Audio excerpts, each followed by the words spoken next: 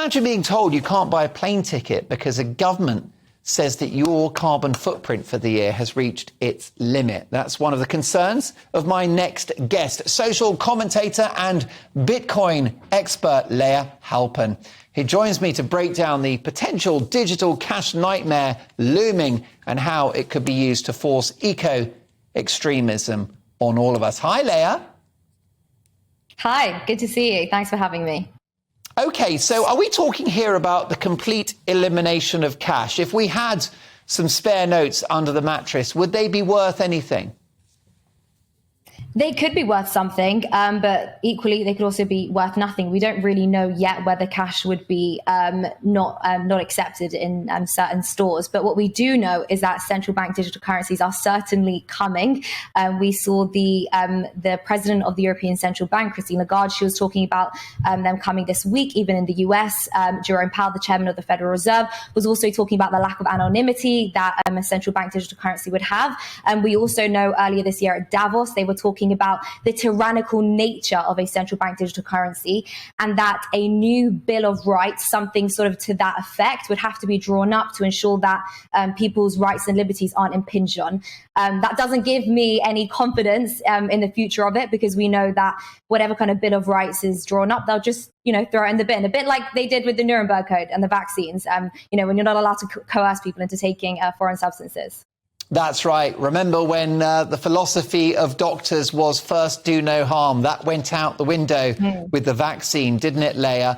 And let's talk about who wants this. Who's pushing for a cashless society? Is it our government? Is it other governments? Or is it an unelected elite?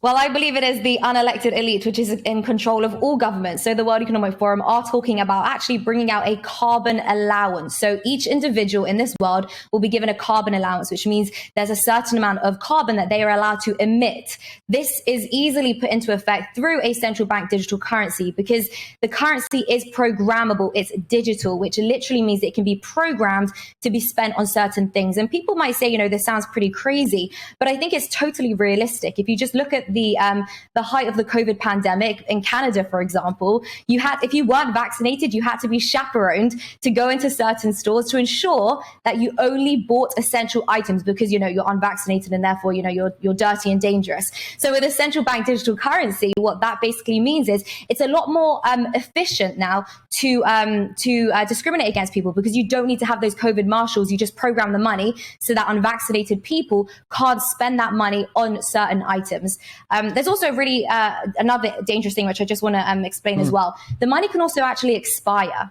So what this means is during times of economic uncertainty, central banks actually like to print more money in order to stimulate the economy, because they need that money to change hands.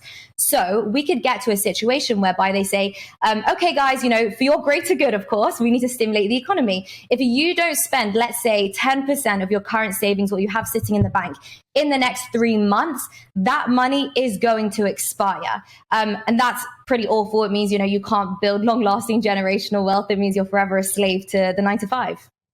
It sounds like the end of human rights, the end of personal autonomy, and the idea of a carbon allowance, that essentially rations the number of flights we can take every year, possibly how much we drive our car, or if we own a car. It might even be that we can only have steak once a week. This is the extreme outlook if we are slaves to these digital currencies.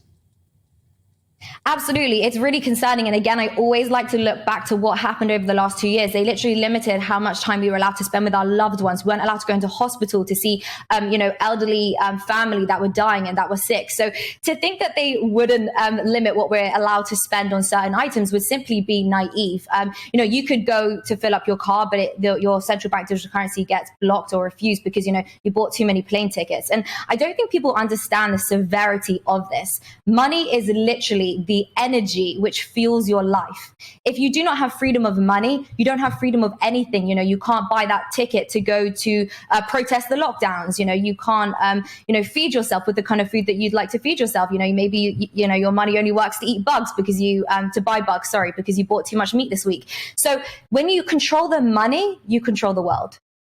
That's right. This is not science fiction. It's not a conspiracy theory, is it, Leah? The smiling fascist Justin Trudeau in Canada froze the bank accounts of truckers who were simply protesting against vaccine passports. And China has the social credit system. This is real. This is not a drill. Explain how it works in China and why we must resist.